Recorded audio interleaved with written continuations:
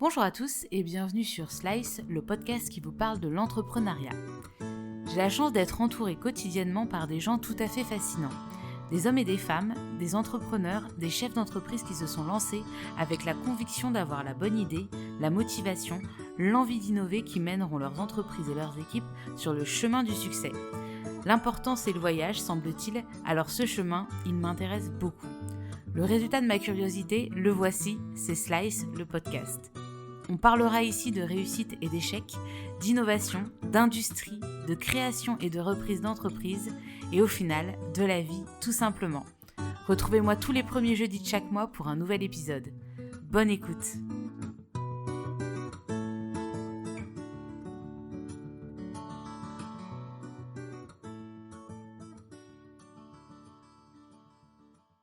Aujourd'hui, je rencontre Ellie Katim. En effet, ce n'est pas un, mais deux épisodes autour d'une entreprise que je vous propose pour ce mois d'avril.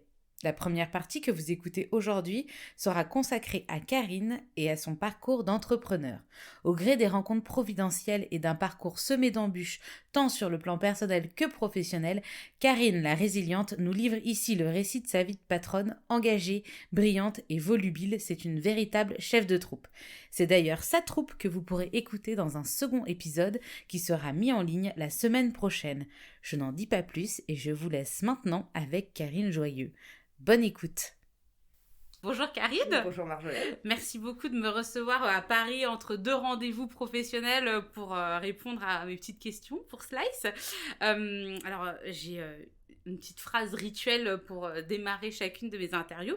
Je voulais savoir, quand tu étais à l'adolescence, au collège, là où on commence à avoir des cours d'orientation, à quoi tu te destinais ? Qu'est-ce qui te faisait rêver comme carrière professionnelle ?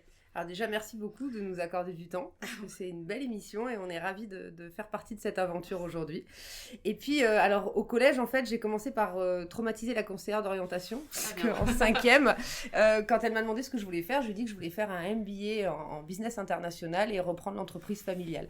Et donc là, pour la peine, elle avait beaucoup de mal à imaginer mon parcours entre le collège et cette étape-là. Attends, mais déjà, donc, t'as quel âge en fait à ce moment-là ? À ce moment-là, j'ai 14 ans. Ma première volonté, c'est d'aider ma maman qui a monté son entreprise seule, qui travaille 12 heures par jour, qui donne donc des cours de langue, qui a monté une méthode de français pour étrangers, entièrement toute seule. Et ma première idée quand je suis petite, c'est au départ c'est l'équitation, le cheval, puisque je suis cavalière. Et puis passé cette période-là, c'est d'aider ma maman. Et c'est les deux chemins de départ. Et je me dis, pour aider ma maman à développer son entreprise, parce que je la vois travailler beaucoup, et je vois très bien que quand on est chef d'entreprise, le niveau du frigo dépend du niveau du contrat du moment. Ouais. Et je me dis que ce serait quand même sympa que le niveau du frigo reste un peu plus cohérent toute l'année. Et donc, je me dis que j'ai vraiment envie de l'aider. Et je me dis, tiens, pourquoi pas faire des études de commerce. Et je me renseigne un petit peu. Je suis dans un monde d'adultes parce qu'elle travaille uniquement avec des professionnels depuis le départ à Sophia Antipolis, dans un environnement qui est orienté TIC, donc technologie de l'information et de la communication. Et j'échange régulièrement en tant qu'enfant avec les clients de ma maman qui sont des managers de ces grandes entreprises de IT qui me font rêver à l'époque, Accenture en tête. Et je me dis, tiens, c'est quand même incroyable, ces gens ont une vie passionnante, ils viennent des États-Unis, de l'Inde, de plein d'endroits dans le monde, et ils sont tous là pour travailler sur des grands projets d'innovation et de technologie. Et ça démarre là, en fait. À 18 ans, je découvre la fac, en fac de droit. Donc tu passes ton bac, t'avais choisi quoi comme... J'ai fait un bac L. Bac L, ok, absolument pas. Parfait, j'ai arrêté les mathématiques la même année, c'est-à-dire en 5e. Quand t'as compris que non, c'était pas possible.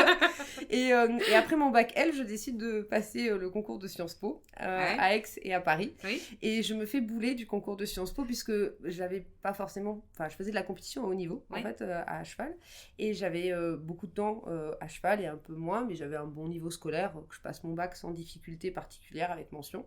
Et je pense que le concours de Sciences Po va se passer dans les mêmes conditions de facilité absolue qui font qu'à 18 ans, tu es sûr que le monde s'ouvre à toi sans trop de difficultés. Ouais. Et je passe 2 mois à travailler comme une acharnée 4 heures par jour. Ah, tu l'as travaillé quand même. Ah oui, d'accord. 4 heures par jour, oui, vraiment, beaucoup. Moi... 4 heures par jour pour Sciences Po, ça passait pas. Enfin, avec mon niveau, ça passait pas. Pourtant, j'avais pas l'impression d'être si nulle que ça. Ouais. Et le jour où je rentre à Sciences Po Ex pour voir les résultats, en fait, c'est la première année où le concours est commun, bac plus 0, bac plus 1. Ah ouais, et en fait, je vois que sur le tableau, il y a quand même une majorité de bac plus 1 vu l'année de naissance. Et donc, je vais voir le responsable à l'entrée de la vigie. En fait, vraiment la première porte avant Sciences Po, enfin plus exactement pour moi, ce sera la dernière avant la sortie, qui me dit mademoiselle, votre nom n'est pas sur cette liste. Et je dis non. Et il me dit, ah ben c'est pas de souci. Je dis, est-ce qu'il y a une deuxième liste? Et il me dit, oui, c'est par là. Et il me montre la porte. Et donc, je sors sur le parvis. Et en fait, donc, je pleure toutes les larmes de mon corps et je veux devenir caissière. Donc, ma mère me dit qu'il y a peut-être un entre-deux, en fait, entre caissière et toi, t'es sans transition, en fait, il va directement. Et je rentre en fac de droit. D'accord, le droit par... De droit parce que c'était un environnement qui pouvait avoir une cohérence avec le monde de l'entreprise, du fait que j'avais toujours cette idée d'entrepreneuriat, puisqu'entre-temps, donc, j'avais un parcours scolaire de collégienne et lycéenne, et j'ai toujours eu un peu à l'esprit l'idée d'avoir un pied dans l'entrepreneuriat, d'avoir peut-être un pied dans l'entreprise de ma maman à un moment. Et donc je me dis pourquoi pas le droit, parce que ça a une utilité, une finalité, et surtout si j'avais eu envie de passer le concours de Sciences Po à nouveau en bac plus 1, c'était comme une prépa pour... J'arrive à Aix-en-Provence, j'ai 18 ans, je n'ai jamais forcément quitté le nid familial, à part pour les compétitions. La première année est un peu... Non, en fait, la première année s'est transformée en un moment où, globalement, le videur de boîte de nuit m'appelait par mon prénom au bout du 4e mois. Et j'ai complètement abandonné mes velléités de master et de maître du monde pour me consacrer à une vie étudiante, somme toute, assez normale, qui se résumait à mélanger soirée étudiante et TD, et à essayer de maintenir le niveau pour pouvoir valider mes années. Donc non, on casse le mythe. C'est à partir de là, mon parcours devient très classique. Ouais, donc Sciences Po est mis sur le côté. Le MBA est mis sur le côté et globalement, je me concentre à une découverte de la vie sociale fort sympathique d'Aix-en-Provence. Tu continues à monter aussi, à faire des compétitions? Je continue à monter un peu en compétition. C'est une année où, en fait, donc dans les plus de 18 ans, passe vraiment dans un autre monde, ce qu'on appelle les jeunes cavaliers, puis après les professionnels. C'est des budgets qui sont colossaux pour pouvoir monter à ce niveau-là en saut d'obstacle comme je le faisais, donc ça s'arrête assez naturellement pour la compétition de haut niveau. Je comprends très rapidement que c'est pas mon monde. Parce qu'il aurait fallu avoir des sponsors. Il aurait fallu avoir des sponsors, il aurait fallu être dans un autre environnement. Moi j'étais en région PACA, qui est pas une région équestre forte. Et puis, et j'ai peut-être pas non plus aussi l'acharnement de le faire. Il faut vraiment monter à cheval à très haut niveau, c'est un autre monde. Et c'est là où la différence se fait très naturellement entre les amateurs et les professionnels. Et je suis 100% amateur, définitivement. Okay. Et donc, je continue à monter à cheval, mais pour le plaisir à côté, en fait. Et en parallèle de mes études, je décide de revenir à ma première idée, c'est-à-dire d'aider ma maman, qui à l'époque connaît la crise donc des années 2000, qui fait que la région de Sophia Antipolis se transforme, il y a une mutation importante et elle perd ses gros clients. Donc je décide de l'aider pour développer un petit peu ses affaires sur du développement commercial, ce qu'il y a de plus simple. C'est ta première approche du monde du travail ou tu avais fait des petits jobs avant? J'avais fait des petits jobs pour elle, parce que à partir de 14... Toujours pour ta maman en fait. Toujours pour ma maman. T'avais pas fait caissière chez Auchan en attendant comme ça un été... maman avait besoin de main-d'œuvre pas trop chère, et puis moi j'avais bien compris qu'au départ je m'étais dit non, j'ai pas du tout envie de travailler pour du français pour étrangers pour les enfants, parce qu'elle avait un petit département pour les enfants en été. Ça me passionnait pas particulièrement, même pas du tout, sauf qu'en fait j'avais vite fait le ratio entre plagiste 14 heures par jour et 14 € de l'heure avec maman. Et globalement pour payer mes compétitions il valait mieux que j'ai tout d'un coup une fibre maternelle un peu développée et que je me mette à aimer particulièrement le français aux enfants. Voilà. Et donc les premières années pour me payer mes compétitions et payer ma passion qui était très coûteuse, effectivement je travaillais pour maman comme professeur de français pour étrangers, au départ pour les enfants puis pour les adultes, parce que c'est quelque chose qui m'a vraiment beaucoup plu. Okay. J'ai adoré transmettre. On a une langue qui est très compliquée et c'est très agréable quand on a une méthode bien structurée de pouvoir l'apprendre et de voir dans les yeux des gens mais en fait c'est tellement simple. Voilà. Donc ça c'était une petite parenthèse sympathique. Ouais. Et puis à 18 ans j'ai décidé de développer l'activité avec elle. Mm-hmm. Et j'ai commencé à faire de la prospection téléphonique basique avec un fichier client trouvé sur internet et en décrochant mon téléphone 90 fois pour avoir un rendez-vous. D'accord, donc en fait, t'appelais les entreprises qui auraient pu avoir des besoins. En français pour étrangers, absolument. D'accord, et pour leur proposer, en fait, leur vendre la méthode familiale. Qui s'appelait comment cette entreprise? Donc cette entreprise s'appelait Affel International. Affel International. Et c'est une entreprise que mon grand-père a présidée pendant très longtemps. Voilà, c'est une entreprise donc on familiale. remonte à ton grand-père. Donc Exactement. ton grand-père... Alors, petit retour dans le passé. Donc, ton grand-père, il faisait quoi dans la vie? Il était entrepreneur aussi Alors, mon grand-père passait très atypique, puisque grand blessé d'un accident de moto à 20 ans, passe très très longtemps à l'hôpital, plus de 6 ans à l'hôpital, donc il y a très longtemps. Rencontre ma grand-mère tout à fait par hasard, qui elle est libanaise, et qui est donc au Liban, échange, elle fait partie des premières femmes à avoir été laborantine au Liban. Donc tout ça, dans les années 40. Non, ça se passe en France. Mon grand-père est en France, ma grand-mère est au Liban. Donc elle est laborantine dans les années 40, ce qui est assez rare pour une femme. Elle est la première femme à avoir eu son permis de conduire au Liban, première femme à porter un pantalon. Elle s'appelait comment? Thérèse. Et elle décide en fait dans son activité, puisqu'elle est à l'époque, elle a un poste de conseiller santé auprès du ministre de la Santé au Liban. Et elle décide d'être marraine dans les hôpitaux, comme on était marraine de guerre en fait, pour les grands blessés. Okay. Donc mon grand-père est grand blessé, il commence à échanger, il tombe fou amoureux. Elle arrive en France, elle se marie, mon grand-père sort de l'hôpital, il tombe fou amoureux du Liban, alors le Liban des années 70, enfin 60 d'abord, et puis après 70. Ils ont 2 enfants, dont ma maman, et ils décident de repartir vivre là-bas. Et donc on est de tête, maman dira ça beaucoup mieux que moi, mais on est en 72, je crois. Donc à l'époque où le Liban est le Monaco du Moyen-Orient. Et lui a un poste à la mission culturelle. Ça dépend de l'ambassade de France. Ça dépend de l'ambassade de France. Okay. Et donc il part là-bas et en fait le début de la guerre civile au Liban éclate en 73 et mes grands-parents avec donc leurs enfants font le choix de rester pendant les 10 ans de guerre et vivent. Et donc ma maman grandit et fait son adolescence pendant ces 10 ans de guerre et commence à Beyrouth ou à Beyrouth et autour. Voilà, selon les événements, selon les moments. Et donc, ils vivent ces années-là dans un climat particulier. Et quand mon grand-père rentre en France, il garde un job. Donc, dans les années 80, ils finissent par rentrer. Il garde un job pour un poste culturel à Nice. Et très rapidement, en fait, à la retraite, une fois qu'il est à la retraite, maman a cette fibre, cette créativité incroyable pédagogique. Elle développe cette méthode. Et du coup, il décide de l'aider à monter son entreprise et il prend la présidence et il s'occupait de la gestion, de la partie RH et de la partie relations extérieures. Puis après, il y a un élément au milieu de tout ça qui n'est pas étranger à notre histoire d'aujourd'hui, puisque c'est notre président d'honneur, c'est mon papa. D'accord, qui lui en fait est militaire, officier Saint-Cyrien, qui après avoir passé un petit peu de temps dans les Alpins part chez les parachutistes, devient béret rouge et je crois qu'il m'a toujours dit que c'était la plus belle expérience de sa vie. Mon premier Saint-Michel sur ma table de nuit, je pense que je devais avoir 2 ans. J'ai toujours eu son béret rouge placardé à un endroit ou un autre de la chambre et quand j'ai réussi ma première étoile à ski, ce qui est globalement avec un peu de recul aujourd'hui relativement ridicule par rapport à l'objectif, m'a donné son brevet parachutiste canadien en me disant que c'était certainement le seul moment vraiment difficile où le stage de survie avait été particulièrement dur et voilà. Donc j'avais ça sur mon nounours, c'est tout à fait crédible. Je pense que les gens qui lui ont donné son brevet n'auraient jamais pensé que ça finirait sur un nounours.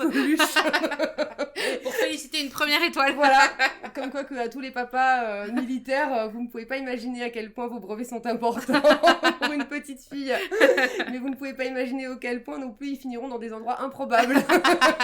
Voilà. Je suppose que tu l'as toujours, ton nounours et le brevet. Et donc papa n'a jamais été quelqu'un qui m'a transmis sa fibre militaire au départ, puisque il ne parlait jamais de son métier à la maison. Pourquoi? C'est pudeur, trop de choses pas entendables aussi peut-être. Peut-être, mais même si c'était pas forcément, mon père a pas forcément eu une carrière opérationnelle ultra engagée. Que c'est une période, en fait, il sort de Saint-Cyr en 65, il quitte l'armée en 91, donc c'est une période assez calme. Si on parle d'un point de vue opération. Calme, et donc c'est pas quelqu'un qui a beaucoup tourné en mission, mais qui a fait plein de choses différentes dans sa vie. C'est comme ça que je me suis aperçue qu'il connaissait bien le bloc de l'Est, et quand ma professeure de première m'en parlait, on n'avait pas la même version à la maison que la réalité qu'il y avait dans le livre d'histoire. Mais il m'a pas transmis cette passion. Par contre, il m'a transmis, je pense, vraiment cette passion parachutiste. Ça a toujours été... c'était plus que l'armée, c'était les paras. Et c'est resté un peu dans un coin de ma tête, de loin. Après, il y a eu la crise de l'adolescence, qui a été assez violente pour mon père. Ah oui. Bah oui, parce que papa saint-cyrien et adolescente avec un jean troué, ça fait pas hyper bon ménage en général. Ouais. Donc c'est vrai que c'est... Parce que ton père est issu, donc là on a parlé de ta famille du côté maternel, donc oui. Au Liban, avec toute cette vie au Liban. Et du côté de ton papa, c'est une famille de militaires ou c'est... Alors, en fait, c'est... non, pas vraiment. Enfin, oui, parce que mon grand-père a été militaire, gendarme et engagé aussi pendant la Deuxième Guerre mondiale, oui. Mais dans la première partie de la Deuxième Guerre mondiale, on en parle moins, avec plusieurs médailles militaires importantes que mon père a découvert bien plus tard, parce qu'on ne le savait pas. D'accord. Et en fait, il a pu du coup envoyer ses enfants aux enfants de troupes, ce qu'on appelle les enfants de troupes à l'époque, c'est les lycées militaires qui en fait à l'époque commencent au moment du collège, même des fois plus petits. Et mon père rentre donc au collège militaire à Autun quand il est tout petit. Et ça, c'est le début de ce qu'il a le plus marqué dans sa vie avec les paras, c'est l'entraide entre ses différents amis. Et ces 4 amis qui étaient son petit groupe un peu, je dirais... son groupe de collège, hein, avec qui il partageait un café à 4 en payant chacun un morceau du café et en prenant un café avec 4 pailles. Et bien, c'est resté encore aujourd'hui ses meilleurs amis. Et l'un d'entre eux est un de nos actionnaires aujourd'hui. Donc, il y a une jolie boucle qui s'est faite avec le temps. Et ce lycée militaire, ça a marqué son début de carrière militaire. D'accord. Donc voilà, de son côté, mon grand-père, donc voilà, qui gendarme. D'accord, donc voilà, quand même un petit passif militaire, un lien. Tu as cette connaissance du monde militaire. C'est pas une connaissance, parce que vraiment, mon père a quitté l'armée, j'étais assez jeune, il a quitté l'armée, j'avais 8 ans. Il a commandé une unité non opérationnelle donc au CIPM de Nice, donc qui était le centre de préparation parachutiste militaire, et qui n'avait pas une vocation opérationnelle du tout. Donc, j'ai pas connu mon père en tant qu'actif, on peut le connaître quand on est enfant militaire. J'ai pas connu mon père partir en OPEX. Je l'ai connu rentrer très très tard et partir très très tôt. Mais ça, je pense que c'est le cas de beaucoup de papas qui travaillent et pas que dans l'armée. Après, il y avait peut-être pourtant, j'avais toujours dit jamais femme de militaire. Jamais. Voilà. Et en fait, donc, après ces années de fac de droit où je travaille avec ma maman en parallèle, je passe mon master de droit international et européen, ce qui me plaît beaucoup. Si j'avais pas eu la fibre entrepreneuriale, je pense que les relations internationales, c'est vraiment ce qui m'aurait plu. J'adorais la notion de négociation internationale, j'aime beaucoup les relations diplomatiques, c'est quelque chose qui m'a toujours fait rêver complètement. Donc peut-être que ça aurait été un autre créneau, mais en tout cas, très rapidement, j'ai eu envie de développer cette entreprise et elle s'est développée très fortement. Donc après la crise... que tu as traversé du désert, 2000, on va dire, avec la crise de 2000, c'est remonté. Absolument. Voilà, de nouveaux clients, plein d'enfants pour ton plus grand plaisir. Non, Dieu merci, on ne fait plus que les adultes. On a abandonné la marmaille. Et à 19 ans, on décide avec maman que l'entreprise familiale et mon grand-père, c'est une partie, mais qu'il y a quelque chose à faire à un niveau plus important sur les langues en général, pas sur le français pour étrangers uniquement. Et donc, on crée une première SARL toutes les deux, où je prends la cogérance, et donc j'ai 19 ans. Et je prends la cogérance en même temps que je fais mes études de droit. D'accord. Et toi, tout va bien, tu y vas, il n'y a pas de souci, ça te fait pas trembler du menton ? Non, je pense que c'est la fougue de la jeunesse, on se rend pas compte en fait, on sait pas. Ça va marcher. Voilà. Alors ça marche très bien les 4 premières années, on fait 4 années incroyables, on multiplie par 12 notre chiffre d'affaires. La SARL s'appelle toujours AFEL ? À l'époque, ça s'appelle toujours AFEL, tout à fait. Et donc c'est vraiment une structure différente, parce que chaque fois qu'on crée une structure juridique, c'est plus la même chose. Et donc cette entreprise qui s'appelle AFEL cartonne les 4 premières années. Et donc là, vous faites de la formation, donc linguistique, donc quelle langue Alors, on l'anglais, fait toutes les langues à l'époque. Toutes les langues, ok. Vraiment formation linguistique classique. Et on le fait au profit de tout type d'entreprise, donc de la PME jusqu'à la société du CAC 40. Vous restez toujours dans l'entreprise. Il n'y a jamais des personnes lambda, écoles de langue pour... non, toujours vraiment de la formation en B2B, en formation professionnelle au vrai sens du terme. Et on décroche de très gros contrats, notamment avec Atos Origine, avec American Express et avec Cegelec, l'entreprise dans le pétrole. Donc très beau contrat, sauf que la crise de 2008 arrive, qu'au départ tout va très bien, qu'on est certain qu'on passera cette première... Alors Gérard Mestralet décrit ça très bien un jour, donc l'ancien patron de GDF Suez, dit qu'en fait c'est un espèce de cycle en U, c'est-à-dire qu'en fait il y a la première partie de la crise où on descend, on touche le fond, on commence à remonter. Et... Tout le monde pense que ça va remonter. Et en fait, la deuxième vague et la vraie lame de fond, elle est sur un deuxième U qui redescend beaucoup plus bas que le premier. Et donc, c'est exactement ce qui se passe. Donc, au départ, ça plonge un peu, 6 mois un petit peu difficile économiquement, puis ça repart. Et donc, on se dit, fin 2009, ça va aller. Ça va aller, ouais. Et moi, j'ai fini mon Master 1, je décide de me consacrer 100% à mon entreprise. J'ai 25 collaborateurs à l'époque qui travaillent pour nous, 5 sites en France. Donc c'est quand même une belle structure. Et malheureusement, ces grandes entreprises, à l'époque, leur contrat ne démarre jamais. Et que on a un chiffre d'affaires qui est extrêmement réduit par rapport à ce qui est prévu. Et on connaît donc une liquidation. Et donc en 2010 exactement, mars 2010, on est liquidé. Donc pour les gens qui ne connaîtraient pas ce terme, est-ce que tu peux nous décrire ce que Alors, c'est en fait, une liquidation, ça veut dire que ton entreprise est fermée. D'accord. Voilà, c'est simple, c'est terminé. Du jour au lendemain, ou tu as le Alors, temps il y a une période de redressement judiciaire avant que nous, on connaît, mais que, pour la peine, ne connaissant pas ce système, on gère très mal. C'est-à-dire qu'on fait 100% confiance aux mandataires judiciaires qui nous gèrent. Mais vous étiez entouré pourtant d'avocats, peut-être de notaires, Non, parce que le problème, c'est qu'en fait, on avait un avocat qu'on avait quelques heures, mais le problème, c'est que c'est un cercle vicieux. Quand vous êtes au stade d'avoir un redressement judiciaire, c'est que vous n'avez plus de trésorerie. Donc, en 2 mots, vous n'avez plus d'argent dans les caisses. Quand vous n'avez plus d'argent dans les caisses, c'est pas le moment où vous allez vous payer la star du système. Donc, par définition, vous allez taper dans vos économies personnelles, donc vous allez vous mettre à mal financièrement au niveau, donc dans notre cas, au niveau familial, et c'est forcément le moment où vous n'avez plus les moyens de vous payer de vrais conseils, alors que c'est tout à fait le moment où on aurait besoin des meilleurs avocats. De quelqu'un. Et là, il y a vraiment une spirale, quand on parle de spirale infernale, c'est le cas, et en fait, c'est une descente aux enfers en 6 mois. Et en 6 mois, je passe donc de cette activité plein régime à plus rien. Et à une liquidation qui est prononcée à 18h, et le lendemain, plus rien. Vous n'avez plus rien à faire, c'est-à-dire que vous vous levez le matin, il n'y a plus de raison. Maman décide de gérer la liquidation sur toute la partie administrative, parce qu'il y a toute une gestion à mettre en place après, quand on a fermé, ça peut paraître fou. Et les 25 employés, les locaux, les sites, alors tout le monde est mis en chômage économique, les locaux sont vidés, vous videz vos locaux comme vous déménagez, donc ça c'est maman qui s'en occupe à l'époque. Et moi je me retrouve vraiment avec plus rien à faire. Et là, tu le vis comment, niveau moral c'est certainement la pire épreuve. Enfin, je pense que je ne pourrais jamais souhaiter ça à personne, même à mon pire ennemi. C'est monstrueux. En fait, vous n'êtes plus personne du jour au lendemain.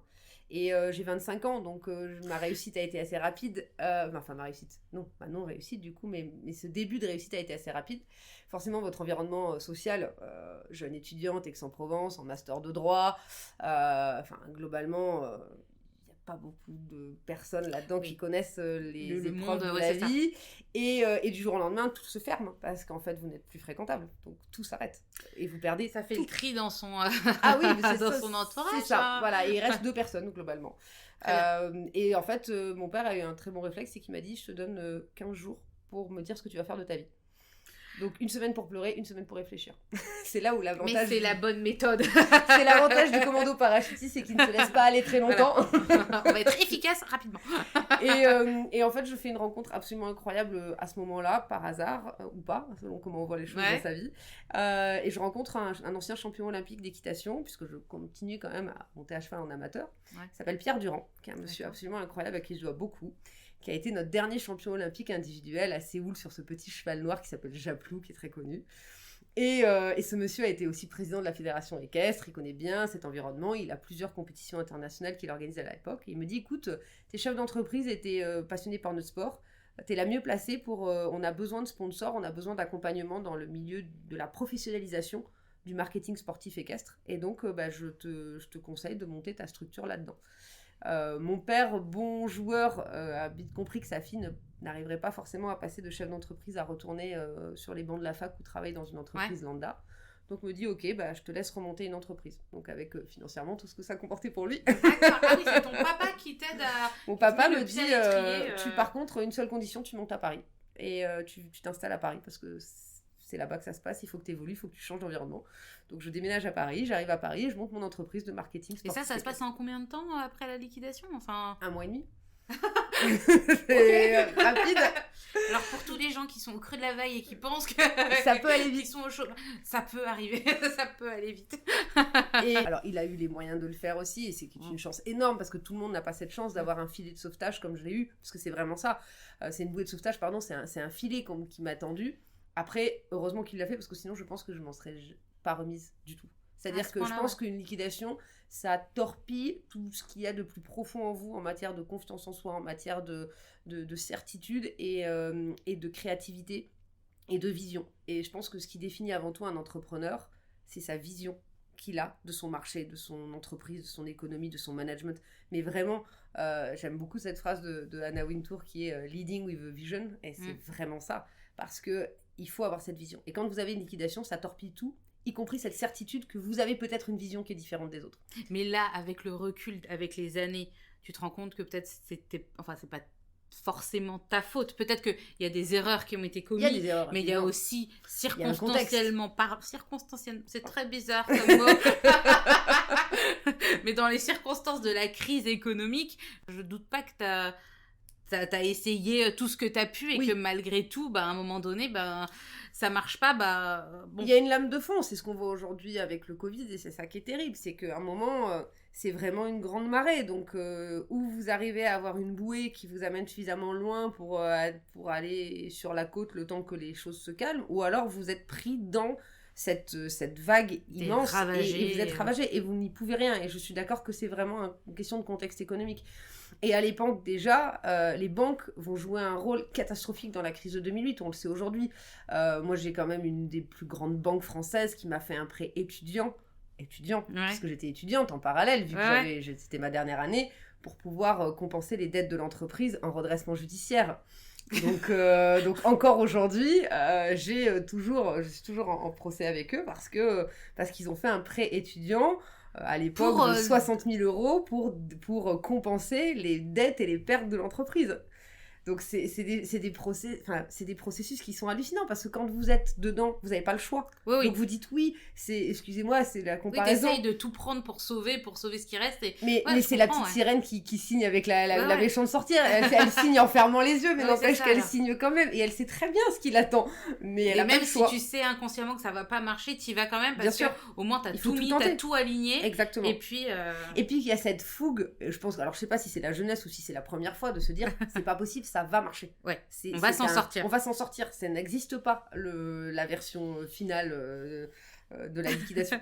Alors qu'en fait, si. Et quelque part, la deuxième entreprise, c'est une entreprise que je monte à mon compte, j'emploie personne, donc je travaille en prestataire, ce qui est très bien, ce qui me remet le pied à l'étrier, ça me fait passer 4 années magnifiques dans mon sport, au plus haut niveau. Donc là, t'es arrivé à Paris avec ton papa qui dit « Ok, go, vas-y, on va voir ce qu'on peut faire ». Et du coup, comment tu montes là, tu t'entoures. Enfin, est-ce que tu penses à prendre aussi des conseils, pour faire ça tout bien organisé? Je monte l'entreprise de manière assez simple. Je monte une entreprise unipersonnelle où je facture, j'ai pas de risque particulier.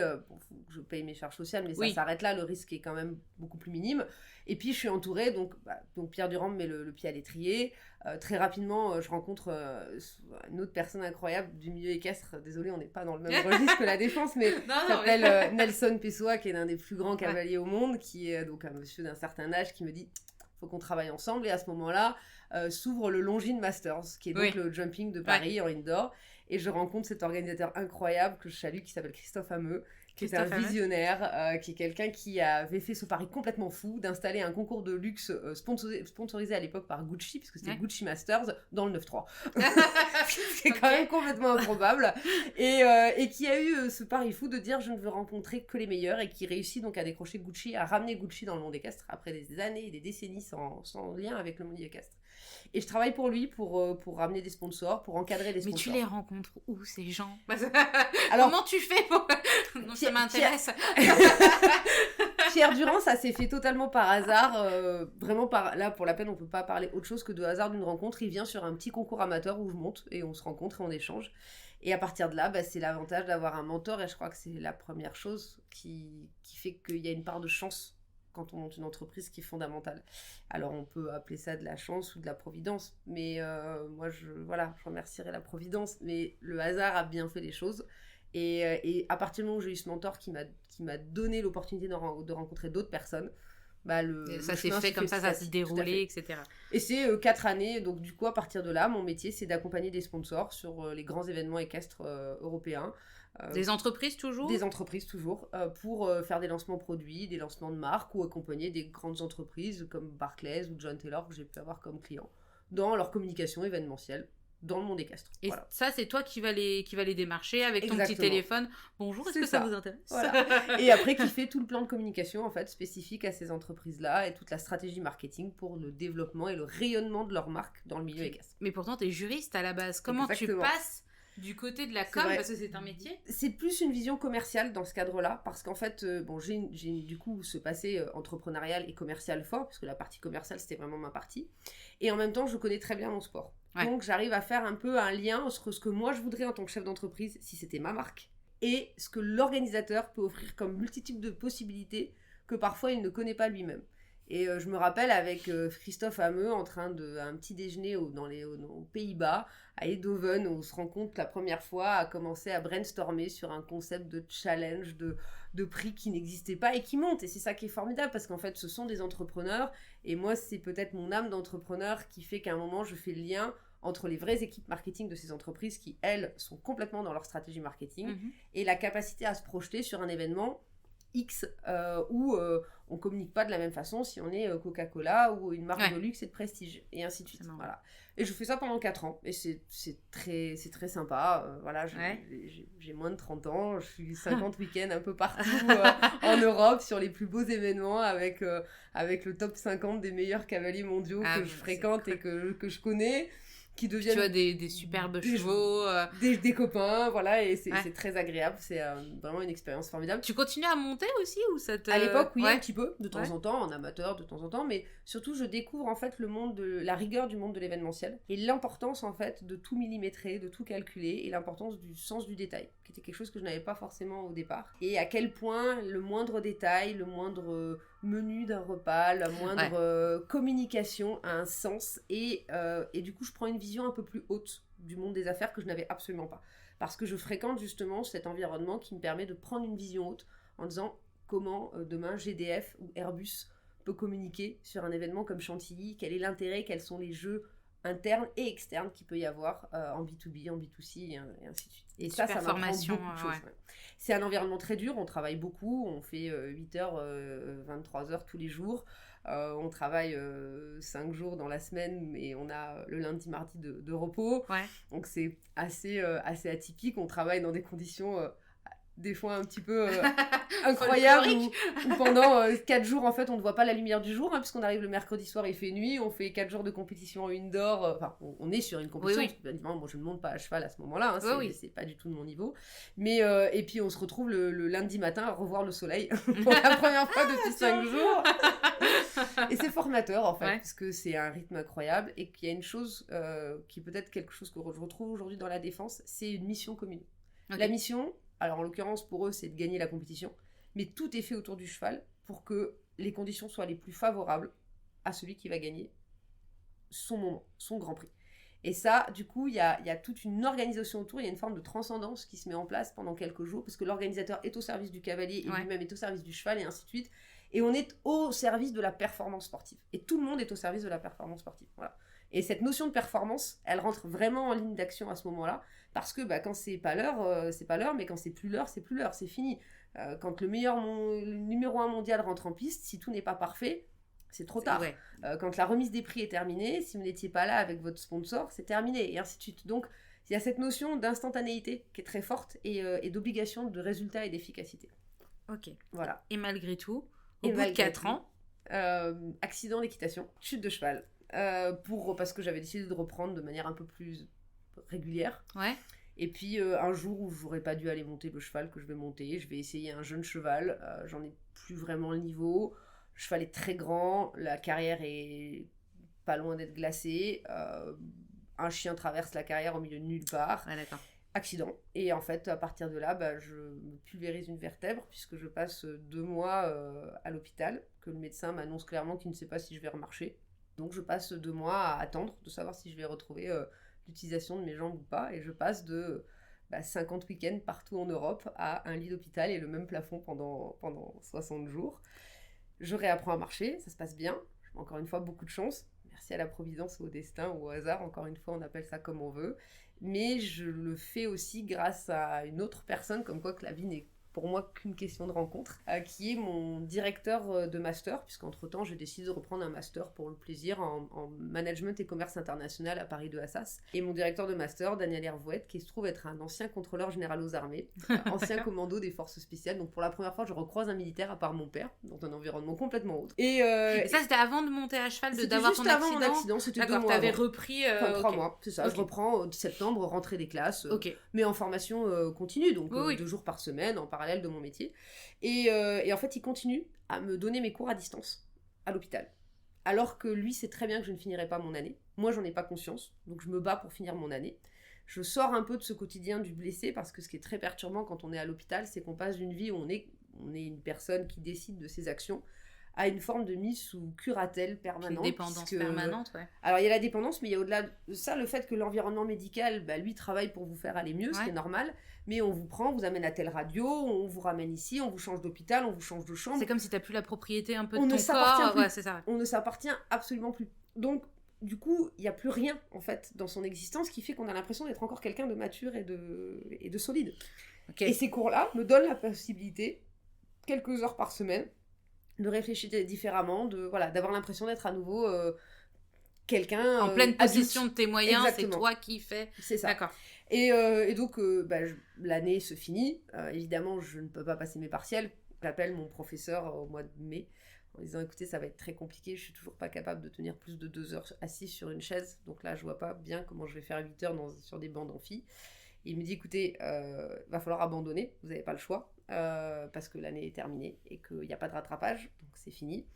Et donc du coup, je le savais, mais je voulais pas te l'avouer encore jusqu'à ce que ça tombe. Et je lui réponds que dans la famille, personne n'a jamais abandonné et que mon père m'a appris à ne jamais sonner la cloche, comme on dit chez les commandos, et mon mari que j'ai rencontré entre-temps, qui se trouve être aussi par hasard commando parachutiste, un peu la même vision de la vie. Comment tu rencontres un commando parachutiste à l'hôpital? Totalement par hasard, un petit peu avant l'hôpital en fait, 3 semaines avant, complètement par hasard, et puis la vie fait que il reste pendant cette période-là. C'est improbable. Il était accroché. Il était vraiment amoureux. Voilà. Alors objectivement, je le salue son mérite parce que franchement, je m'étais fait larguer pour moins que ça quand même. Donc je trouve que c'est un beau record après seulement 3 semaines de relation d'être resté au chevet. Et vu que l'armée fait toujours bien les choses et qu'à un moment il faut rendre ce qu'on nous a donné, et bien quand je suis sortie de l'hôpital, il est parti en mission pour 4 mois au Mali puisque c'est le déclenchement de Serval. Voilà. Donc sinon c'est pas drôle. Voilà, donc la première année on a fait l'hôpital et la première opération. Au résultat on était assez sûrs quand on s'est fiancés. Globalement on avait un peu moins de doutes. On est un peu solide. Mais voilà, je voulais pas sonner la cloche de ce master et en fait je l'ai fait et j'ai aussi appris que des fois il faut lâcher prise. Et je crois que c'est la première fois où j'ai appris qu'on pouvait lâcher prise sans forcément perdre ce qu'on est et au contraire avancer. Et je pense que ça a été un apprentissage difficile mais important. Et à partir de là, maman avait cette entreprise familiale qui continuait, notre petite association donc présidée par mon grand-père pour le français pour étrangers. Et puis elle me dit écoute, moi j'ai envie de rendre à la providence, au destin ou au hasard, peu importe. Et j'aimerais aider des blessés, j'aimerais faire quelque chose pour rendre en fait la chance que moi j'ai eu de remarcher, puisque j'aurais dû ne pas remarcher. Et on se dit qu'est-ce qu'on peut faire toutes les deux, à quelle cause on est un peu sensible, forcément la cause militaire, faire un chèque avec notre petite structure, notre petite TPE à Terre Fraternité, c'est formidable, mais on l'a fait aussi, mais on s'est dit qu'on pouvait peut-être faire un peu plus ou différemment. Et on s'est dit pourquoi pas, puisque moi j'ai eu la chance d'avoir des cours dans un autre domaine, mais pendant ma période d'hospitalisation, qu'est-ce qu'on sait faire des langues, et maman décide de monter un programme caritatif pour les blessés, pour donner en fait des cours de langue aux blessés en opération, gratuitement.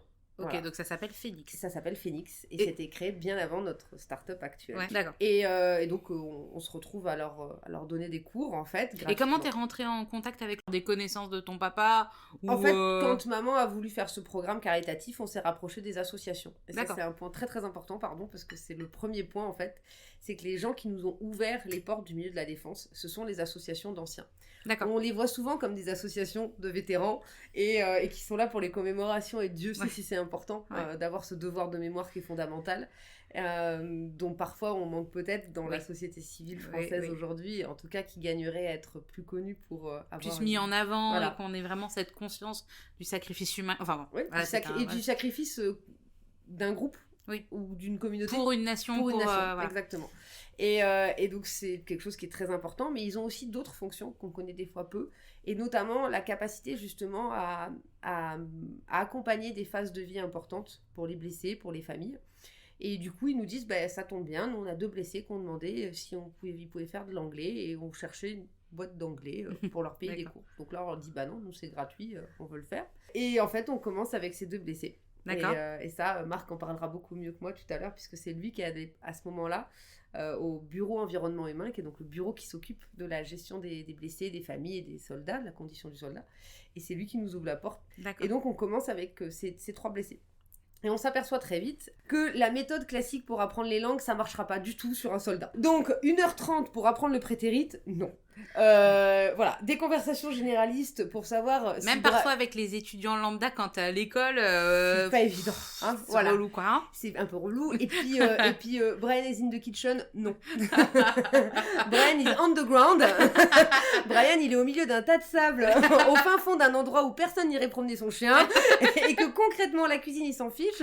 Par contre, l'hélicoptère qui pourrait éventuellement évacuer son blessé, ça, et qui est américain, c'est très important.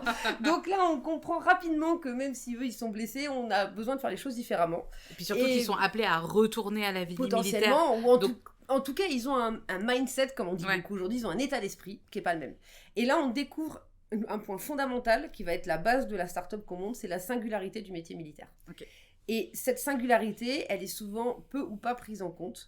J'aimais beaucoup cette expression d'Emmanuel Kiva qui disait qu'il innovait dans l'environnement de la défense, c'était pas peindre en kaki un joli marketing qu'on avait préétabli.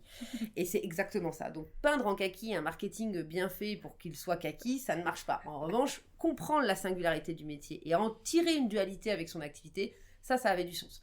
Et c'est comme ça qu'Elisabeth a commencé à donner des cours à ces blessés-là au départ, puis à comprendre pourquoi les formateurs qu'on avait avec qui c'était un peu différent, ça marchait pas. Pourquoi ça marchait pas ?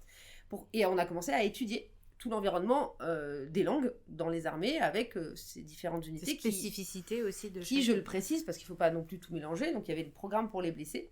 Mais très rapidement, ces mêmes régiments sont venus nous voir pour nous dire ok, les blessés c'est super, mais maintenant pour les valides, il faudrait quand même qu'on s'affole un peu. Parce que on a un peu des besoins. Voilà, on est quand même revenu dans l'OTAN pas si longtemps avant, puisqu'à ce moment-là, donc, on est en 2014, donc ça fait pas si longtemps qu'on est revenu au commandement de l'OTAN, pardon.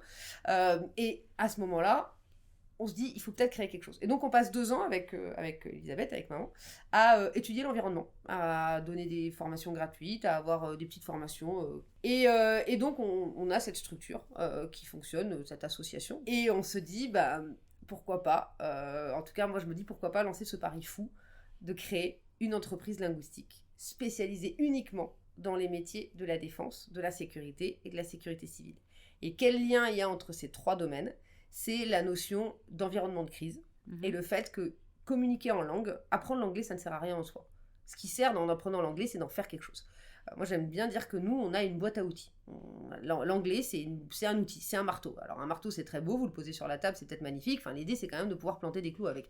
Et donc, l'idée, c'est qu'est-ce qu'on en fait de ce marteau ? Et le problème, c'est qu'on ne conçoit le langage et la linguistique que dans un aspect, c'est un défaut des linguistes en général, de perfection dans la langue. Donc, pour un linguiste, l'objectif absolu, c'est de faire le plus beau prétérit de la Terre. Et la meilleure concordance des temps qu'il soit. Le problème, c'est que pour le soldat... qui est en situation d'urgence, parfois, il en a rien. Ou pour le pompier qui, demain, lors des Jeux de Paris 2024, peut être appelé à intervenir sur une victime étrangère, ça va être des éléments de langage très précis. Et les métiers de crise ont une chose en commun, c'est un langage très précis, qui doit être efficace et qui ne permet ni le doute, ni le temps. Quand vous êtes en réunion avec des professionnels, aussi importante soit votre réunion, si vous avez un bug pendant 3 secondes sur un mot, c'est pas grave. C'est rattrapable. Un commando qui guide une frappe aérienne à la vitesse de déplacement d'un Rafale, 3 secondes, c'est beaucoup. C'est beaucoup. Et c'est beaucoup trop. Et à partir de là, Elisabeth a décidé de créer toute la méthode. En se disant, en fait, on part d'une page blanche, d'une page vierge, il faut tout créer. Il faut créer une vraie méthode d'enseignement spécifiquement dédiée à ces environnements-là. Et elle va passer 2 ans à créer cette méthode. D'accord. Et avant cela, en fait, les militaires, les forces de sécurité, ils avaient des cours totalement traditionnels dédiés. Ils ne nous ont pas attendus, évidemment, oui, parce que ça fait partie des compétences nécessaires. Donc, ils ont des structures internes et des structures externes. Donc, ils ont eu énormément de prestataires différents. J'ai beaucoup de respect pour mes concurrents, mais on ne fait pas le même métier. Et le premier point, ça a été ça. Et l'innovation, c'est une innovation de rupture chez nous en matière de logique sur l'enseignement des langues. Il faut savoir que le métier linguistique est un métier dans lequel il y a peu d'innovation. Je veux dire, Rosetta Stone, ça commence à dater un peu. Les 2 gros game changers, c'est Duolingo et Babel, clairement. Mais qui ont une logique qui n'est pas compatible avec cet environnement de la défense, parce qu'il y a aussi toute une phraséologie, toute une culture, en fait, autour du métier des armes et des métiers de crise. Et ça, c'est important, parce qu'en fait, c'est pas juste une méthode. Donc, cette start-up qu'on crée, du coup, en 2015. Pas Elika ? Elisabeth et Karine, tout simplement. Et je mets Teams comme une équipe pour 3 raisons. La première, c'est qu'on est une équipe avec les forces et on est une équipe avec les gens qu'on forme. Et c'est quelque chose qui ressort énormément pendant nos formations. C'est que voilà, on forme une équipe avec nos stagiaires, avec le commandement, avec tout le monde. Ça, c'est important. La deuxième chose, c'est que je ne suis rien sans mon équipe, parce que c'est très bien d'être une commerciale, d'avoir une idée, mais il faut des gens qui exécutent. Et si je n'ai pas mon équipe qui est fondamentale, je ne suis personne. Et puis la troisième, c'est qu'il y a une notion de groupe, en fait. Voilà, c'est un jeu d'équipe. De toute façon, si tu bosses aussi pour les forces armées, pour les forces de sécurité, eux-mêmes aussi, le groupe, l'équipe, l'esprit de corps, on parle bien d'esprit de corps donc c'est une logique, ça suit une certaine logique. D'accord, donc vous ouvrez... Cette start-up, j'ouvre cette start-up. Donc, quelle année ? 2015, c'est lancé. Voilà. Elisabeth me rejoint. Ok, donc tu deviens présidente. Voilà, exactement. Elle transmet, parce qu'elle, pour la peine, il est hors de question qu'elle relance encore une... C'est bon, hein. Mais par contre, je veux bien être vice-présidente. Voilà, et elle met sa méthode vraiment à notre service. Et donc, comment elle a monté ça, elle? Enfin, on en parlera tout à l'heure, parce qu'on va avoir ton équipe qui va nous rejoindre.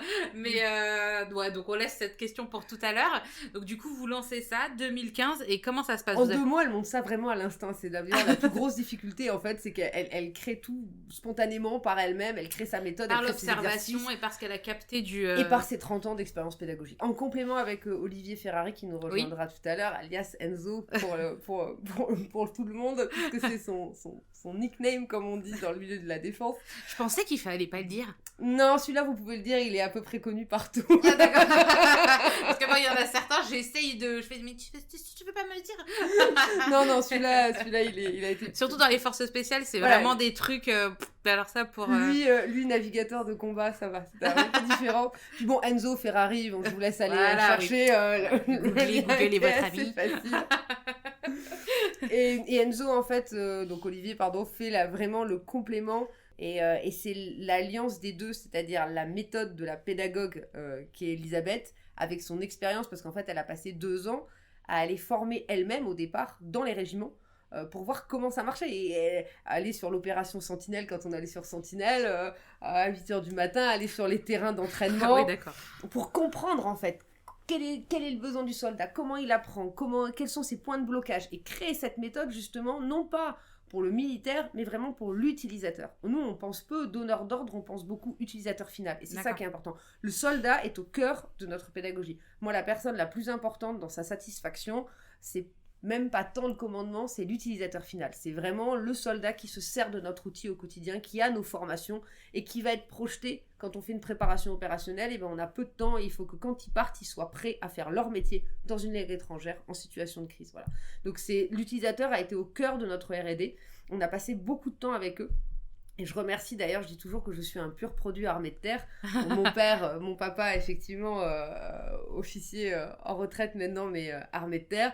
Et c'est l'armée de terre qui nous a ouvert ses portes. Et je crois que c'est un formidable message aussi, c'est qu'il ne faut pas forcément avoir peur de pousser la porte des armées. D'ailleurs, il y a une structure formidable qui s'appelle le pôle de rayonnement de l'armée de terre, qui fait justement ce travail de faire connaître, d'assimiler. On a aujourd'hui des structures comme l'AID qui permettent à n'importe qui de poser un dossier s'il pense qu'il a quelque chose. Une innovation, quelque chose qui peut aider les forces armées. Et puis des structures comme Generate avec le J4 qui donnent l'opportunité vraiment à des startups complètement extérieures de s'intéresser à ce monde-là. Donc il faut pousser la porte du monde de la défense.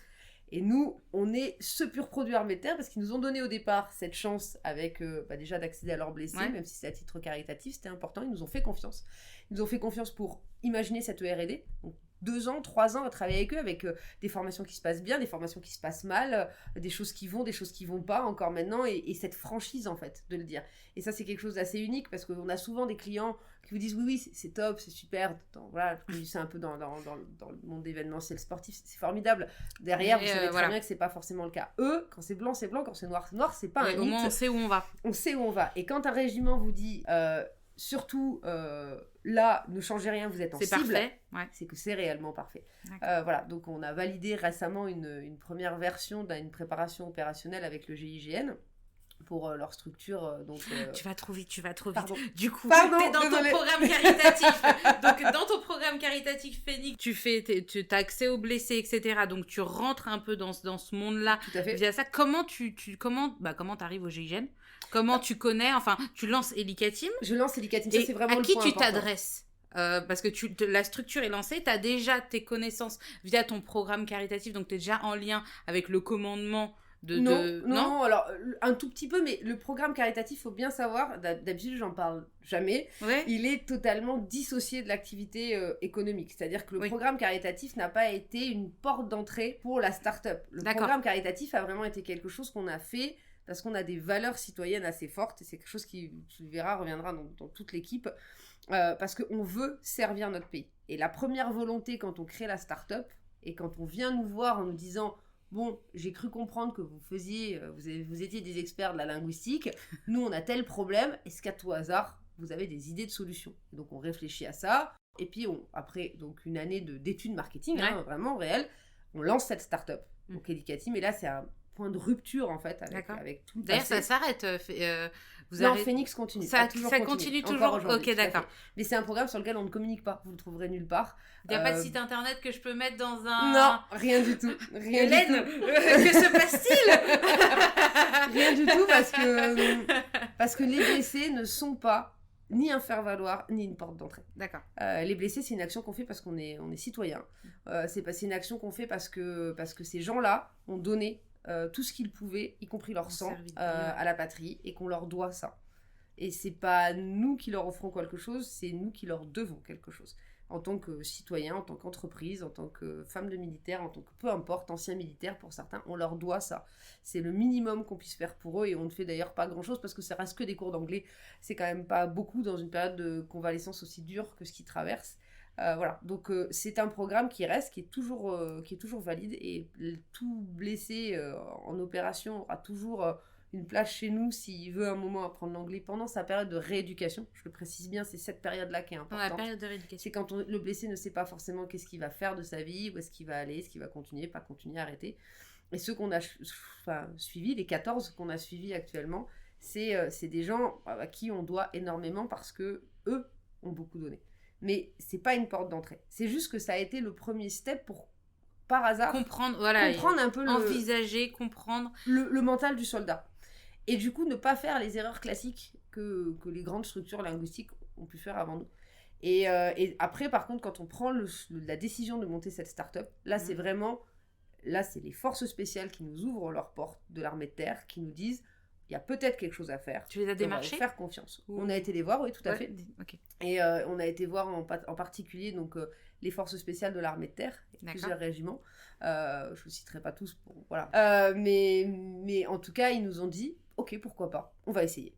Et banco pour innover. Et on a commencé à faire de la R&D, de l'expérimentation à titre gracieux, c'est-à-dire sur nos fonds propres. Et je précise bien que c'est en ça qu'il y a une vraie volonté de R&D, c'est qu'on a globalement 300 000 € d'investissement en 4 ans sur la création de cette méthode linguistique et cette ingénierie. Donc c'est une vraie démarche d'innovation, de service. On parle très peu en France de l'innovation de service, mais l'innovation, c'est pas un brevet.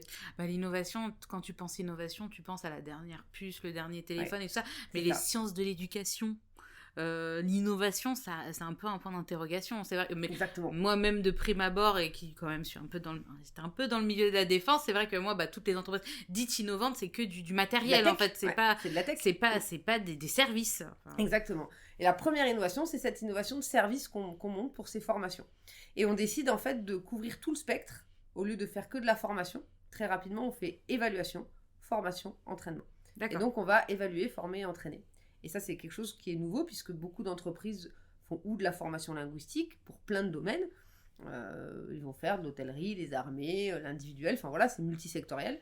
De l'évaluation, TOEIC, TOEFL, ils font des examinations. Mais nous, on décide de tirer une verticale défense, sécurité, évaluer, former et entraîner. Et c'est les forces spéciales terre qui nous font confiance en premier, et l'aviation légère de l'armée de terre. Ça se fait, ça se fait grâce à Generate. Parce que si la question est comment on rencontre tous ces gens. Là, tu vas pousser aussi la porte de Generate. T'avais entendu parler du J4 ? Oui, totalement par hasard. Le J4, alors le J4, plein oui. de hasard. le J4, oui, Generate, non. Pour être très honnête, en fait, quand au bout d'un an, on a une vraie problématique de fonds propres. Parce que les banques, très vite, nous ferment la porte. Du fait de notre secteur défense. La première fois que notre compte en banque est fermé et que donc on est sorti d'une banque, c'est en Mais ton compte moins en de banque 7 est jours. fermé. C'est-à-dire c'est-à-dire qu'en fait, on vous envoie une lettre en vous disant on résilie votre compte, on ne vous compte plus dans nos clients. Pour quelle raison ? Pas de motif, parce que le milieu bancaire n'a jamais à donner de motif, de près ou de loin. Très bien. Il se trouve que c'est le moment où on commence à encaisser les premiers bons de commande avec la défense. Ouais, on a de bonnes relations avec le directeur qui nous confie que c'est un milieu compliqué et que c'est un milieu dans lequel cette banque ne souhaite pas s'investir. Ouais. En plus, il y a beaucoup de choses qu'ils nous demandent de fournir quand on travaille en formation. Ils nous demandent de fournir la liste avec le nom, prénom, date de naissance de tous les participants à nos formations. Donc il est évidemment hors de question de leur fournir ça. On leur oppose la loi LOPSI, qui est la loi de protection des identités des personnels des forces spéciales et assimilés. Surtout, oui. Et là, la relation s'arrête net, clairement. Donc on se retrouve sans banque. On réouvre un compte. Il n'y a pas de passe-droit même pour les forces spéciales et pour ces... Non, c'est un monde dans lequel la banque ne veut pas s'investir, c'est assez clair. Cette raison de compliance permanente est affichée, et ça, tout au long de nos 5 années d'existence. C'est la première fois qu'on trouve enfin une banque en 5 ans qui nous suit et qui n'a pas peur de s'investir aux côtés de la défense, parce que c'est une banque, c'est la Banque Populaire Val-de-France, qui a dans son territoire le camp de Satori et cette région extrêmement présente, qui commence à comprendre l'intérêt et qui comprend parfaitement l'intérêt de l'interaction de tout cet écosystème de défense. Mais avant ça, c'est pas le cas. Et j'ai souvent dit, quand on a eu 10 refus bancaires en 4 ans, ce qui est énorme, on a eu 5 comptes dénoncés. Et concrètement, à chaque fois, le point de blocage était au moment où on rentrait sur des vrais sujets de défense avec des titres de bons de commande qui, des fois, même ça leur faisait peur.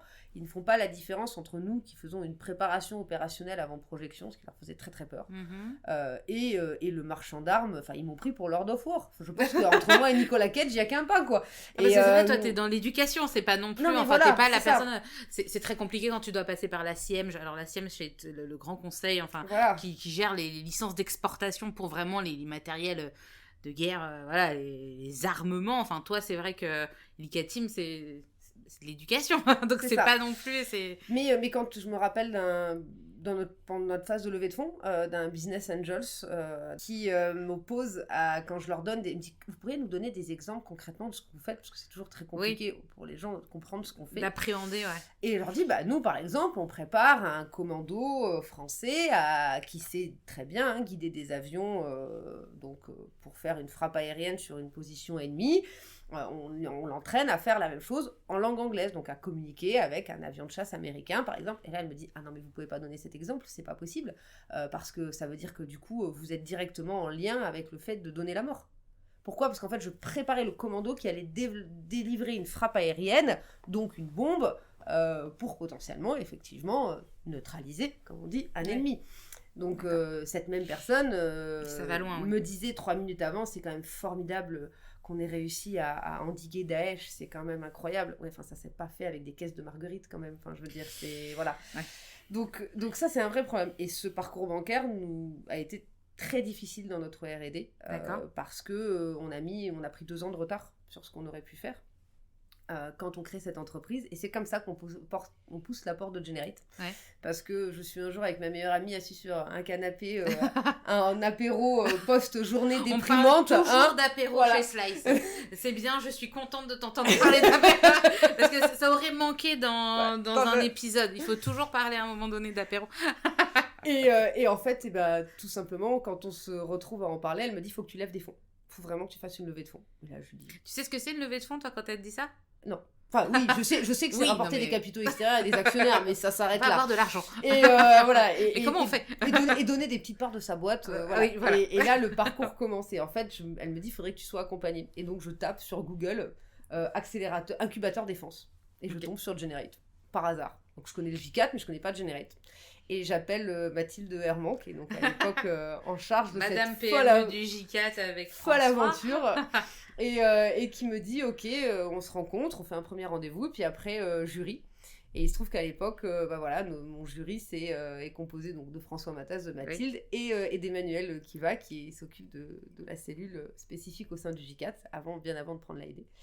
Et tout de suite, ces 3 personnes ont une vision extrêmement précise de ce qu'on peut apporter. Et c'est assez fabuleux, ils ont une notion de visionnaire. Ils ont un sens visionnaire, tout de suite, et ils nous disent ok banco. Et donc on intègre Generate et on se retrouve avec des startups qui elles sont en pleine levée de fonds. Donc du coup on apprend ce que c'est qu'une valorisation, qu'un early stage, une série A, une série B, tous ces mots très bizarres et on se dit on va faire notre levée de fonds nous aussi. On surtout tu prends des contacts aussi. Oui. On commence vraiment à avoir besoin de fonds, parce que là, on est au stade où on est totalement à l'agonie. Vous êtes combien, là, dans l'équipe À ce moment-là, on est 5 permanents, mais 2 salariés. D'accord. Donc, et je remercie c'est-à-dire toi, ta maman. Oui, enfin, nous ne sommes pas salariés, évidemment, tout de suite, forcément. Donc, non, il y a 2 salariés, dont notre responsable administratif, que je salue, parce qu'elle a eu un dévouement incroyable toutes ces années, et qu'on est, encore une fois, rien sans son équipe. Mais l'équipe, c'est tout le monde, y compris la personne qui passe son temps à faire les comptes, à facturer, et à dire... faut de l'argent là les gars, il faut vraiment s'affoler parce que c'est bien d'aller tester avec tous les régiments de France et de Navarre, mais à un moment ça passe plus. Faut y aller. Et puis nos consultants aussi, c'est-à-dire t'as pas dit son nom, comment elle s'appelle? Corinne, pardon. Bonjour Corinne. Notre petite fée clochette comme on l'appelle de l'administratif, et qui gère du coup dès le départ une relation extrêmement saine avec les forces. Ça je pense que c'est important. On a une relation très saine aussi parce qu'on avait un sens administratif un peu plus poussé grâce à Corinne, et on faisait toujours les choses de manière très carrée, très précise, très transparente. On a toujours parlé très librement de nos prix, de nos marges, de ce que ça nous coûtait, de ce qu'on levait, et ainsi de suite. Et du coup, pour finir sur cette partie levée, c'est que on prend le pari de faire une levée 100% française. Et cette notion de souveraineté, elle nous apparaît tout de suite comme une notion fondamentale. Pourquoi ? Parce qu'on est, en tant qu'entreprise qui fait de la formation, on est au cœur, on est en contact avec l'utilisateur final. Moi, je livre pas une adresse à la DGA et après, je ne sais pas qui va utiliser mon matériel. Moi, je suis en contact direct avec l'utilisateur. Donc, on se dit qu'on est un potentiel cheval de Troie pour la défense et qu'il faut faire extrêmement attention à qui rentre dans notre entreprise. Et on décide de faire une levée de fonds 100% française. Et la première personne qui prend le risque de nous accompagner, c'est donc cet ami d'enfance de mon papa, qui est un monsieur qui a très bien réussi dans la finance, qui s'appelle Alain Vicaire, et que je salue aussi au passage, qui est quelqu'un qui a une magnifique réussite économique dans 2 entreprises, et qui a d'ailleurs toujours encore mieux réussi dans les pires périodes de crise de l'histoire économique de notre pays, de ces 20 dernières années. Même 30 dernières années. Et c'est quelqu'un qui, du coup, je pense, a vu aussi l'opportunité de voir la défense comme une forme de bouclier d'investissement. Et la crise du Covid va montrer dans l'écosystème de Generate, puisqu'on était sur ce point-là, que les entreprises de Generate sont très résilientes, pour prendre un mot à la mode, et que les startups françaises, c'est, je crois, de tête, j'ai pas le chiffre exact, mais je crois que c'est plus de 80% d'échecs les 3 premières années. Et chez Generate, je crois que de tête, c'est moins de 5% d'échecs. Ah oui. Donc c'est qu'il y a un inversement complet de la probabilité d'échec qui est très fort. Et donc Alain nous accompagne une première fois, nous fait confiance. Première levée de fonds. Enfin non, premier lettre d'engagement et début d'aide. D'accord. Et là, à partir de là, il faut trouver donc le reste. On part sur 600 000 €. Il faut trouver le reste. Et là, c'est un vrai chemin de croix parce qu'on fait du service et pas de la techno. Toi, pour monter Elica Teams, t'as investi ton argent personnel? 5 000 € de capital social. D'accord. Voilà. Oui, il fallait trouver.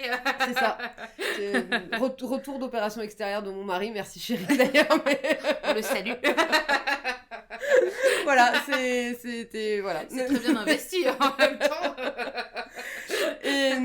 Et là, la levée de fonds est longue. Alors, le bon point, c'est qu'en parallèle, donc on a créé Elica Team. Ouais. On a au bout de moins d'1 an, on est accéléré par Generate, donc on rentre chez Generate, et c'est eux qui nous ouvrent les portes de la défense pour répondre à ta question, comment on fait.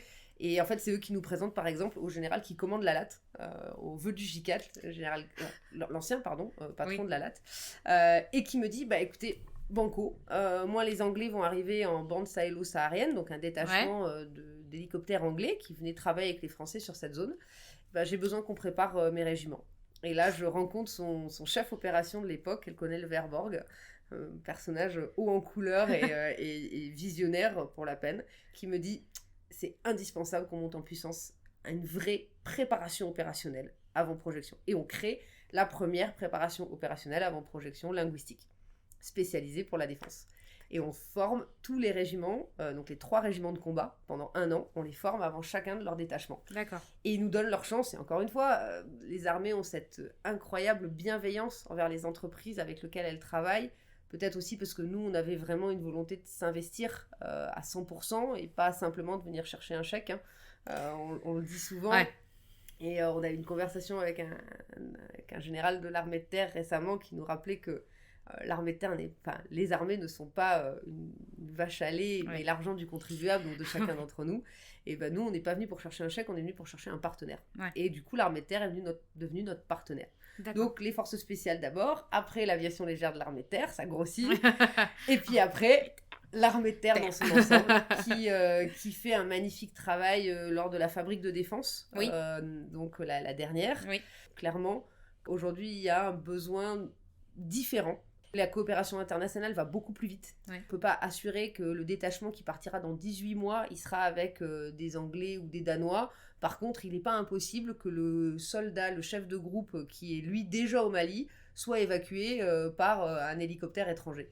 Donc il y a ce patchwork un peu atypique qu'on voit sur le Levant, qu'on voit en BSS, mais qu'on voit aussi dans d'autres domaines dans la sécurité. Hein. Aujourd'hui, il n'y a plus de crise qui soit 100% nationale. On a vu avec les Gilets jaunes, l'implication européenne est très forte, les échanges sont extrêmement forts d'un côté comme de l'autre, et donc il faut monter en puissance cette coopération. Et pour ça, il faut avoir des gens qui, à tout niveau de responsabilité, ont le bon élément de langage au bon moment pour arriver au bon objectif. Ok.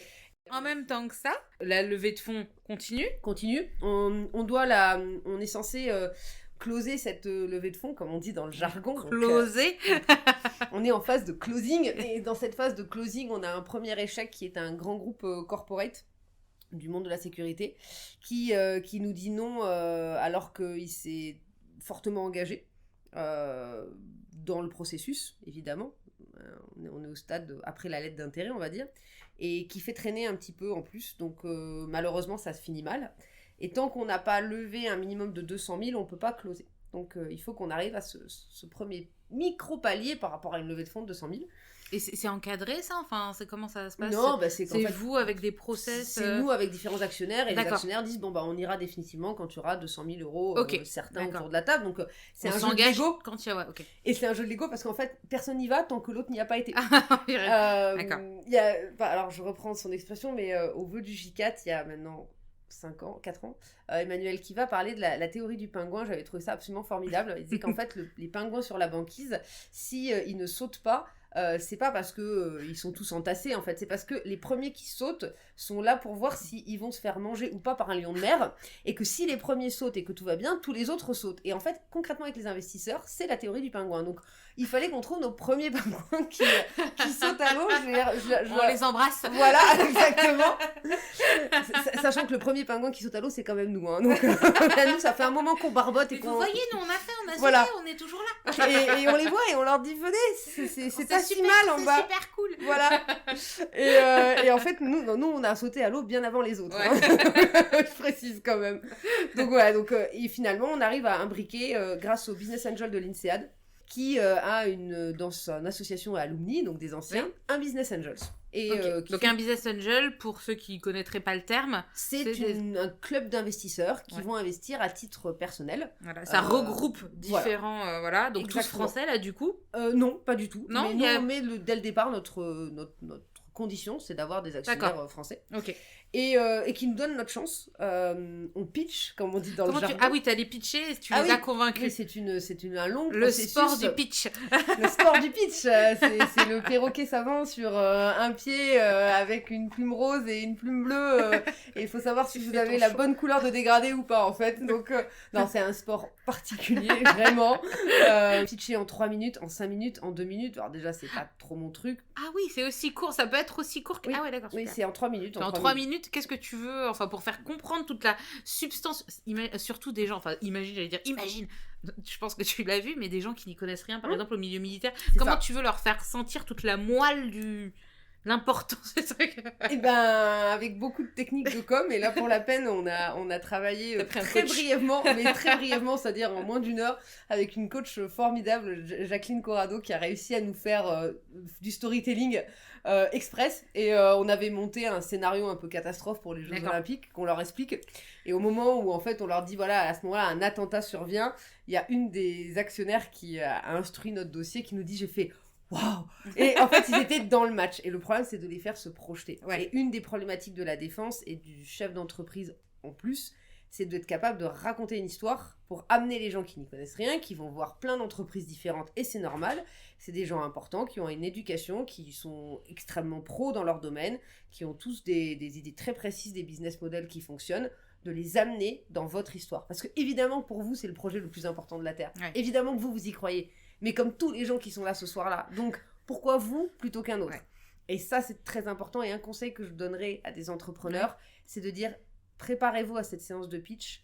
Alors, avec des structures qui sont spécialisées, mais pas forcément que. Jacqueline, c'était pas son métier de préparer des startups au pitch. Mais c'est juste que c'est une excellente coach qui a en plus une carrière d'actrice à côté et qui, du coup, nous a réussi à transcender ce qu'il y avait de meilleur en nous. Et ça, c'est un point fondamental sans lequel on n'aurait pas réussi. Et grâce à cette histoire de pitch, eh ben on arrive à nos 200 000. Ok. Et la petite anecdote, c'est que le soir où on pitch, en fait, donc devant l'INSEAD, on est ravis, on est partis à 3 avec Marc et Olivier, que tu trouveras tout à l'heure. Aucun d'entre nous n'a jamais fait ça de sa vie. On a tous des parcours complètement atypiques et aucun d'entre nous ne sort d'une école de commerce, donc c'est quand même pas forcément simple. Et c'est le soir où nos 13 soldats se tuent au Mali, donc en novembre de l'année dernière. Et on le sait pas, évidemment, au moment où on le fait, on l'apprend le lendemain. Et une semaine après, on est en instruction devant nos investisseurs. Et je reverrai toujours ce moment, puisque donc on sortait des Invalides et de la cérémonie, une semaine, je crois, à peu près après. Et on va donc dans leurs locaux pour instruire notre dossier. Et on leur dit, en fait, qu'on sort de ce moment-là. Et concrètement, à part une demi-fraction de seconde d'un pseudo, désolé, il ne se passe rien. C'est-à-dire que ça n'implique absolument pas le monde économique. Et là, on prend une claque, enfin moi je prends une claque personnellement, en me disant qu'en fait, le lien aussi avec la défense, il est que on a tous, si tu me permets l'expression, les tripes dedans. Nous, ce jour-là, on avait tout sauf envie d'instruire un dossier de financement, d'innovation. Enfin, je suis pas méchant, mais c'était pas du tout la priorité. Et le contraste est très fort et très dur. Et je pense que dans la défense, il y a une petite particularité chez beaucoup d'entrepreneurs, c'est qu'on se prend tous au jeu de cette mission commune. Et peut-être que ce qui fait aussi la différence dans les entreprises entre celles qui s'accrochent, puisque c'est toujours des business models très longs dans la défense. Ne pensez pas que vous allez récupérer des chèques en 6 mois. Je vous dis tout de suite, changez de porte, faites autre chose. Mais c'est long dans la défense, c'est vraiment long. C'est long, mais c'est solide. En fait, c'est pas différent d'une opération. Ça met un peu de temps à se mettre en place, mais par contre, quand ça y va... Après, quand c'est mis en place, après, faut pas faillir. Parce que aussi, c'est très facile aussi, ça se détricote en claquement de doigts et il n'y a plus personne qui fait confiance. Donc c'est un milieu... C'est un milieu de valeur, c'est un milieu de confiance, d'efficacité, sens de la mission. Et le sens de la mission, c'est d'amener ces gens à faire cette capacité incroyable qu'ils ont à combattre. Et nous, le jour où ces 13 soldats décèdent, on en a 2 en plus dont un qui a été dans nos premiers stagiaires. Alors... qu'on n'a pas du tout la prétention de bien le connaître, mais c'est quelqu'un qu'on a croisé, qui nous avait donné plein de conseils qui se sont avérés très vrais. Et voilà, nous, ce jour-là, on a une pensée pour leur famille, on est avec eux, et on s'aperçoit qu'on a 2 années-lumière qui nous séparent de la vie qui se passe autour de nous, en fait. On est quand même hyper déconnectés, enfin, le commun des mortels, si je peux dire, le monde civil, enfin, on sait pas des valeurs qu'on a, c'est trop... on n'a pas vécu de grande guerre, enfin, il y a plus ce lien et cette compréhension du sacrifice, l'amour du drapeau, comme les Américains, c'est un peu... ça fait rigoler, enfin, ça fait rigoler, c'est...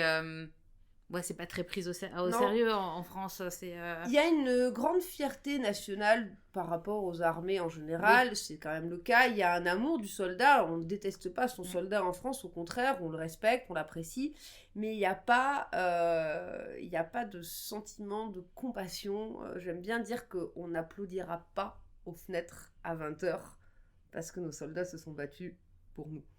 La comparaison est un peu violente, mais c'est pas faux. Ils se battent loin. Oui. Donc, mais on n'applaudira jamais à 20h. Après le 13 novembre, vous n'aviez personne le 13 novembre ou le 14 novembre plus exactement aux fenêtres à 20h pour applaudir nos forces de l'ordre et applaudir nos militaires en opération en parallèle. C'est pas dans la culture française, je pense. Ce qui veut pas dire qu'il n'y a pas de respect et d'affection. Mais c'est sûr que quand on est une entreprise dans la défense, je pense qu'il faut pas venir dans ce monde-là. Enfin, c'est peut-être un peu prétentieux ce que je veux dire, mais il faut pas venir dans ce monde-là si on veut juste prendre un chèque. Faut pas venir dans ce monde-là si on n'a pas envie de s'y impliquer et si on n'est pas capable de respecter l'engagement de nos troupes. Alors quand je parle des troupes, c'est pas que parce que ça marche, encore une fois, on travaille pas qu'avec la défense, oui. La sécurité civile et la sécurité. Alors les pompiers, c'est pareil, c'est un vrai engagement de chaque instant. Et puis nos militaires, tu me demandais comment on en arrive au GIGN, toujours grâce à Generate. À ce François Matin qui un jour appelle un de ses connaissances, genre tu peux les recevoir là, il paraît que c'est pas mal. Donc d'abord reçu au GIGN, on a commencé à travailler avec eux, ils nous ont fait confiance sur une R&D pour se dire ok c'est bien le militaire, mais maintenant comment on fait avec la sécurité intérieure, s'il faut ils ont pas du tout les mêmes besoins, ils fonctionnent pas pareil, donc on teste avec le GIGN, ça fonctionne, on vient de valider la V1 de nos formations, et puis ils nous ont fait confiance, ils nous ont ouvert la porte, et je remercie particulièrement cette unité parce que premier contrat avec le ministère de l'Intérieur. Ouais. Du coup, c'est tout bête, mais les investisseurs et les banques, ça les rassure. Parce que vous n'êtes plus que kaki. Hein. Vous êtes kaki bleu. Ça va déjà beaucoup mieux, en fait. Respire. Voilà. Et puis, après, ça vous ouvre aussi plein de portes sur la sécurité privée, comme je disais, sur, encore une fois, la sécurité civile. Enfin, c'est un monde vraiment... Et sécurité civile, tu travailles avec... C'est le prochain step. Ah, d'accord. C'est en préparation. Voilà. D'approcher les pompiers, d'avancer, on vient d'intégrer, alors ça c'est tout nouveau, c'est la première fois qu'on le dit du coup, on vient d'intégrer donc le lab de Atraxis, qui est donc une association qui a pour but justement de promouvoir l'innovation dans le domaine de la sécurité civile, et je les remercie de nous faire confiance. Je mettrai des liens en barre d'infos de l'épisode. Eux, ils sont absolument formidables, ils sont pleins d'énergie et ils ont tout de suite vu l'intérêt, ils encadrent justement un peu comme Generate, cette R&D avec ce monde-là. Mais c'est clairement connexe. En tout cas, c'est pareil, c'est un monde où on a envie de donner. On a envie de donner à ces gens-là qui nous donnent au quotidien. Donc, D'accord. Et concrètement, alors, la méthode Elika Team pour les langues. Alors, qu'est-ce que c'est ? Alors, la méthode Elika Team, on aime bien dire que c'est... maman dit souvent que c'est des recettes de cuisine appliquées au monde de la linguistique pédagogique. Non, plus sérieusement. En fait, l'idée, c'était d'être capable de contextualiser l'ensemble de ce qu'on apprend. En général, pour les langues, il y a une philosophie qui est de dire, ok, vous allez avoir 20 heures, 30 heures, 40 heures de cours d'anglais général, d'accord ? Vous allez apprendre la concordance des temps, le prétérit, enfin tout ce qu'on a fait, la liste des verbe irréguliers, voilà, enfin tout ce qui donne des boutons à la majorité des gens. En plus, ça marche pas. Enfin, ça marche pas. Moi, je sais que j'ai plus appris l'anglais. Bon, j'ai habité très longtemps au Canada, mais j'ai plus appris l'anglais par les séries, par des choses, des livres qui me plaisaient, qui m'intéressaient vraiment. Il faut revenir sur la base de la communication, à savoir un enfant n'apprend pas à parler dans sa langue maternelle en commençant à travailler son passé composé et son présent. Donc, on n'apprend pas à un enfant la conjugaison avant d'apprendre à parler. Oui. En fait, l'enfant apprend à parler dans une situation de contextualisation. Alors, l'extrême dans la pédagogie, en général linguistique, c'est de dire, ok, vous faites une semaine en Angleterre, on va vous parler anglais du matin au soir et vous allez retenir. Évidemment, votre cerveau va retenir des éléments. Mais le problème, c'est que ça, c'est une bonne méthode, parce que ça marche bien, mais il faut du temps. Donc, c'est-à-dire que vous avez 3 semaines en Angleterre, vous avez 3 mois, 2 ans, peu importe, vous allez forcément monter en puissance votre niveau. Ce qui est important, parce que la contrainte que nous, on a, c'est la contrainte de temps. C'est-à-dire qu'aujourd'hui, les métiers dont je parlais, les métiers de crise, ils n'ont pas 350 heures par personne à attribuer à la formation linguistique. C'est combien d'heures, en gros, qu'ils vous laissent quand ils t'appellent Alors, c'est très, très variable, mais je me rappellerai d'un cas avec justement la latte, qui était donc leurs avitailleurs. Donc, les avitailleurs, c'est les gens qui vont aller déployer un plot, comme ils appellent ça, pour ravitailler des hélicoptères, voilà, au milieu d'une part. Si j'ai dit des bêtises, je m'excuse auprès de tous les militaires que j'ai formés, parce que c'est pas simple comme exercice de retraduire la traduction que moi j'ai compris, pardon, à un moment ou à un autre. Donc, ces gens-là, c'est un public ultra qualifié, militaire du rang sous-officier, qui connaît parfaitement son métier. C'est des gens on avait des gens qui avaient 15 ans, 20 ans d'expérience dans leur métier militaire, et qu'il fallait former en 2 jours, et qui partaient de zéro. Quand je dis zéro, c'est-à-dire il y en avait qui n'avaient vraiment pas de connaissances particulières en anglais. Et en fait, comment on fait ça ? C'est parce qu'en 2 jours, ce qu'on va leur apprendre, c'est pas à parler anglais et à maîtriser la langue de Shakespeare, et à maîtriser en plus leur métier. C'est de maîtriser les messages qu'ils ont besoin de faire passer dans leur métier, avec les éléments clés de langage qui vont autour. Et donc la méthode, le premier point, c'est la contextualisation, en fait. Puisque tout ce que Elisabeth va leur apprendre va s'intégrer dans un cadre en lien avec leur métier opérationnel. Le deuxième socle, c'est de toujours comprendre ce qu'on fait. Et la troisième, c'est d'être capable vraiment de travailler que ce dont on a besoin. Donc c'est ça qui est important dans la méthode, c'est cette contextualisation permanente. Et le fait de mettre en application tout de suite. D'accord, donc ça veut dire que toi aussi tu te formes, enfin Elisabeth se forme au langage technique, on va dire, de tout cette envie. Ce qui me permet du coup d'introduire toute l'équipe qui vient de nous rejoindre. On laisse l'équipe tranquillement s'installer et on les retrouvera la semaine prochaine dans le second épisode consacré à Elicat Team.